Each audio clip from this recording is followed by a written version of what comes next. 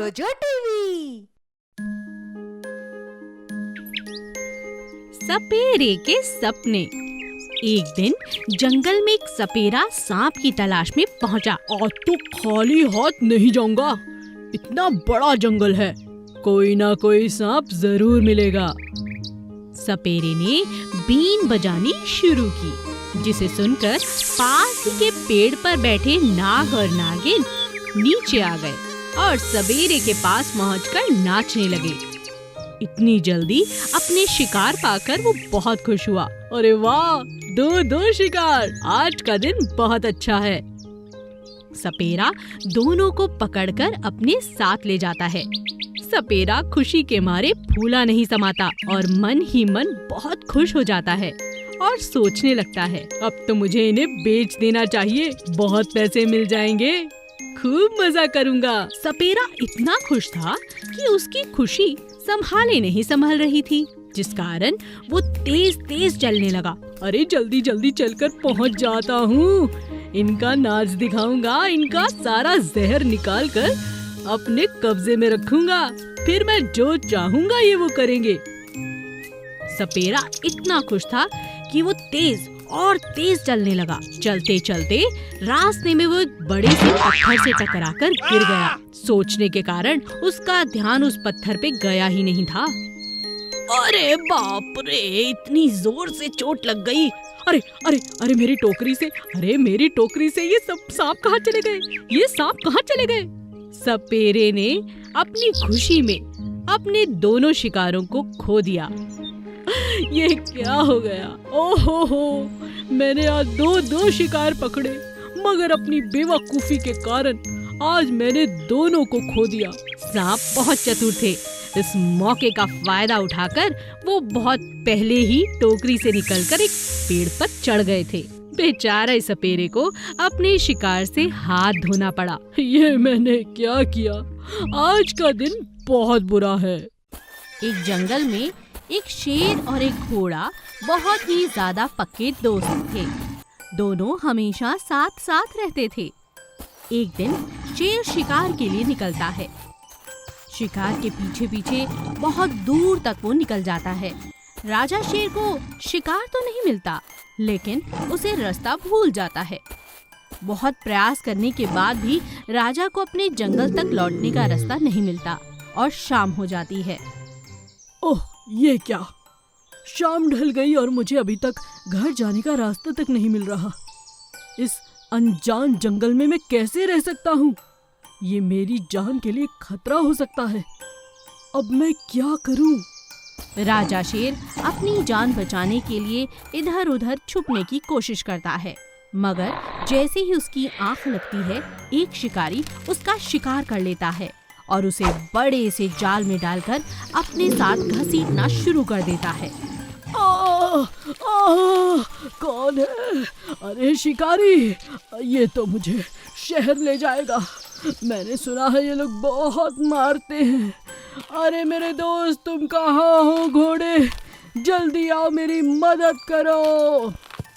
शेर जोर जोर से चिल्ला चिल्ला कर अपने दोस्त को पुकार रहा था, लेकिन घोड़े को क्या पता था कि उसका दोस्त इस हालत में है। शिकारी जैसे तैसे अपनी जीप के पास जाल और शेर को ले जाता है, लेकिन उसे उठाने की हिम्मत वो नहीं कर पाता, क्योंकि शेर का वजन बहुत ज्यादा था। तभी वो अपने मित्र से कहता है, अरे दोस्त, शेर का शिकार तो हमने कर लिया। ये अवसर बहुत ही बढ़िया है, इसे तुरंत सर्कस ले जाते हैं। इसे शहर तक ले जाना आसान हो जाएगा अगर कोई खच्चर या घोड़ा मिल जाए। मुझे लगता है इसके वजन से तो हमारी गाड़ी के टायर ही पंचर हो जाएंगे, पहले ही हवा कम है। ठीक है, मैं कुछ करता हूँ। शिकारी का दोस्त घोड़े की तलाश में निकलता है और उसी घोड़े को ले आता है जो शेर का मित्र था। शेर अपने दोस्त को देखकर तो बहुत खुश होता है, लेकिन इस बात से हैरान कि इन दोनों के साथ वो क्या कर रहा है। जब उसे सारी बात समझ में आती है, शेर अपने दोस्त से कहता है, डरो नहीं, जैसे ही ये मुझे तुम्हारी पीठ पर डाले, तुरंत अपने घर के जंगल की तरफ भाग निकलना। इनकी गाड़ी में इतनी हवा नहीं कि ये हमारा पीछा कर सके, और जितनी जल्दी हो सकेगा मैं अपने नुकीले नाखूनों से इनकी सारी हवा निकाल दूंगा। दोनों दोस्त योजना के हिसाब से वैसा ही करते हैं। मौका पाते ही जैसे ही शेर को दोनों शिकारी घोड़े की पीठ पर टांगते हैं, घोड़ा दुम दबाकर भाग जाता है। शिकारी बहुत पीछा करने की कोशिश करते हैं, लेकिन घोड़े का मुकाबला नहीं कर पाते और इस तरह एक दोस्त ने फिर से एक बार अपने दूसरे दोस्त की जान बचा ली। चालाक चिड़िया। किट्टी नाम की एक बहुत ही चालाक चिड़िया जंगल में एक सुंदर से पेड़ के ऊपर बढ़िया सा घोंसला बनाकर रखती थी। उसके पास यूं तो हर चीज थी।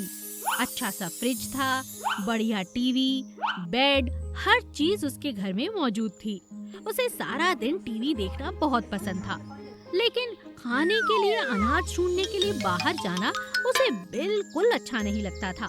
थी तो वो चालाक, इसीलिए वो हर रोज अपनी चालाकी से अपना पेट भर लिया करती थी। एक दिन चालाक चिड़िया ने अपनी पड़ोसन से कहा, अरे सुनो स्वीटी, कैसी हो? मैं अच्छी हूँ, तुम कैसी हो किटी? कहाँ जा रही हो? मैं दाना लेने जा रही हूँ। बहन, आज मेरे पेट में बहुत दर्द है, हो सके तो 2 दाने मेरे लिए भी ले आना। हाँ हाँ, क्यों नहीं। स्वीटी किट्टी की बात मान जाती है और शाम को आते हुए उसके लिए 2 दाने ले आती है। अगले दिन के लिए फिर से चिड़िया चालाकी करती है। सुबह उठती है और नीचे घूम रहे खरगोश से कहती है, अरे खरगोश भैया, कहाँ जा रहे हो? मेरे सर में बहुत दर्द है, क्या कहीं से 2 मूंगफली के दाने ला दोगे? हाँ हाँ, क्यों नहीं, तुम मेरी बहन हो, अभी लेकर आता हूँ। खरगोश फटाफट उसके लिए मूंगफली के दाने ले आता है।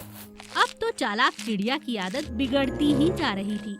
सारा दिन बैठकर टीवी देखती, अखबार पढ़ती, इधर उधर लोगों को ताकती, मगर खाना खाने के समय वो हर किसी के पास काम दे देती। धीरे धीरे ये बात सभी चिड़ियों को और पक्षियों को पता चल चुकी थी। एक दिन खरगोश ने स्वीटी से कहा, अरे स्वीटी बहन, आज किसके लिए खाना लेकर जा रही हो? स्वीटी खरगोश से कहती है, किसी के लिए नहीं, बस अपने लिए। बस कभी कभी सामने रहने वाली बहन का पेट दर्द हो जाता है तो उसके लिए ले जाती हूँ। अरे बहन, तुम बहुत मूर्ख हो। ये चालाक चिड़िया सारा दिन बैठकर टीवी देखती है। मैंने कई बार देखा है। मैं खुद मूंगफली लेकर आया था, यह सोचकर कि उसके सर में दर्द है। अब उसकी मदद करना बंद करो। स्वीटी उस दिन शाम को किटी के घर चली जाती है और देखती है कि किटी बड़े आराम टीवी देख रही है।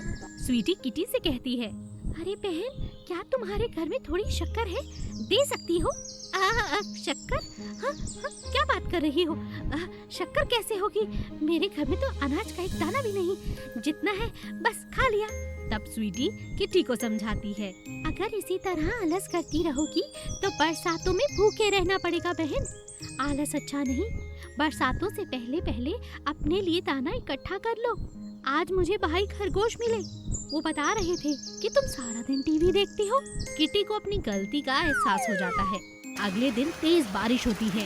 स्वीटी किटी से कहती है, देखा, इसीलिए कह रही थी, जितना जल्दी हो सके हमें दाने ले लेने चाहिए। पर कोई बात नहीं, अब तुम समझ चुकी हो। आओ, मेरे घर खाना खाने आ जाओ। बेचारी किटी स्वीटी की बात तो मान गई, लेकिन उसे बहुत पछतावा हो रहा था। अपनी गलती का एहसास हो रहा था। बरसात रुकते ही उसने घर से बाहर निकलना शुरू कर दिया और दाने इकट्ठे करने शुरू कर दिए। मछली रानी के अंडे।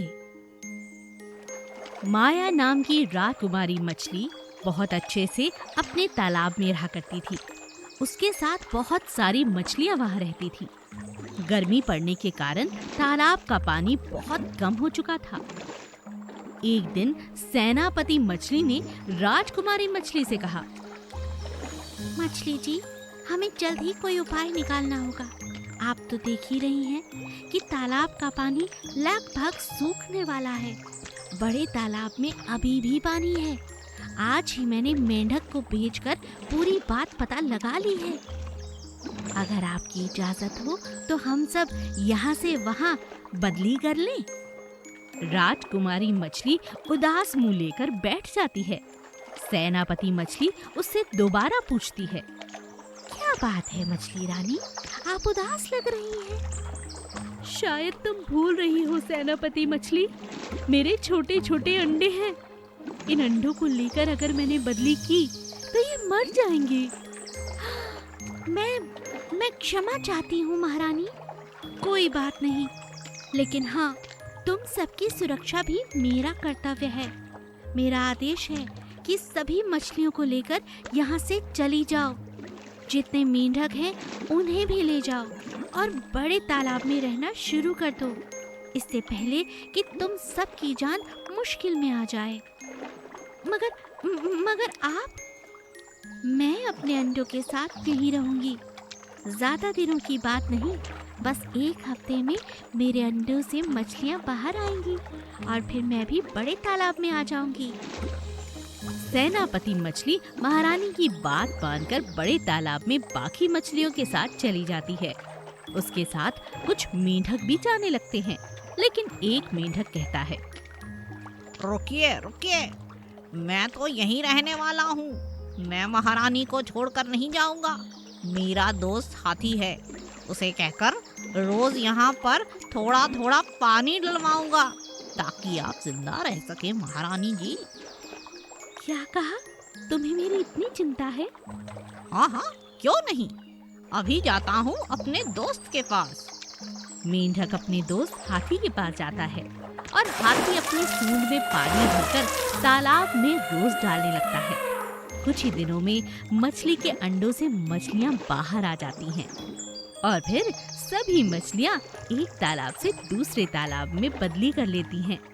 जाते हुए महारानी मछली मेंढक को अपने साथ ले जाती है और उससे कहती है, तुम्हारा और तुम्हारे दोस्त का बहुत बहुत धन्यवाद। तुम्हारे कारण ही मैं अपने अंडों से मछलियों को बाहर निकाल पाई हूँ। कभी तुम्हारा एहसान नहीं भूलूंगी। चलो अब नए तालाब में चलते हैं। चलिए चलिए।